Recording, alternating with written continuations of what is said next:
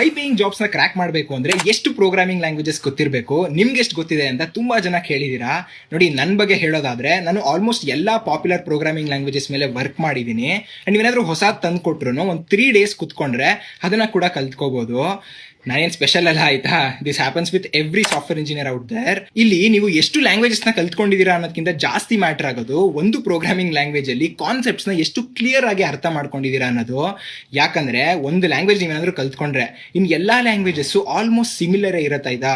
ಆ ಕಾನ್ಸೆಪ್ಟ್ಸ್ ನ ಯೂಸ್ ಮಾಡ್ತಿರ್ತೀರಾ. ಈಗ loops, functions, classes, data types, variables ಏನೇನಿದೆ ಅದು ಪೈಥಾನ್ ಅಲ್ಲಿ ಹೆಂಗಿದೆಯೋ ಹಂಗೆ ಇರುತ್ತೆ. ಬಟ್ ಸಿಂಟ್ಯಾಕ್ಸ್ ಚೇಂಜ್ ಆಗುತ್ತೆ ಅಷ್ಟೇ, ಸ್ವಲ್ಪ ಚೇಂಜಸ್ ಇರಬಹುದು, but mostly it will be similar. So ಆದಷ್ಟು ಒಂದು ಲ್ಯಾಂಗ್ವೇಜ್ ನ ಕರೆಕ್ಟ್ ಆಗಿ ಕಲ್ತ್ಕೊಳ್ಳಿ. ಅಲ್ಲಿ ಅಂಡರ್ಲೈನ್ ಪ್ರೋಗ್ರಾಮಿಂಗ್ ಕಾನ್ಸೆಪ್ಟ್ಸ್ ಏನಿದೆಯೋ ಅದನ್ನ ಯಾಕೆ ಯೂಸ್ ಮಾಡ್ತೀವಿ, ಹೆಂಗ್ ಯೂಸ್ ಮಾಡ್ತೀವಿ, ಎಲ್ಲಿ ಯೂಸ್ ಆಗುತ್ತೆ, ಇದನ್ನ ಕರೆಕ್ಟ್ ಆಗಿ ತಿಳ್ಕೊಳ್ಳಿ. That is more than enough. ಒಂದು ನೀವು ಕಲ್ತ್ಕೊಂಡ್ಮೇಲೆ ಬೇರೆದನ್ನೆಲ್ಲ ನೀವು ಎಕ್ಸ್ಪ್ಲೋರ್ ಮಾಡಬಹುದು. ಒಂದು ಟಿ ಸ್ಟ್ರಾಟಜಿ ಅಂತಾರೆ ಅದನ್ನ.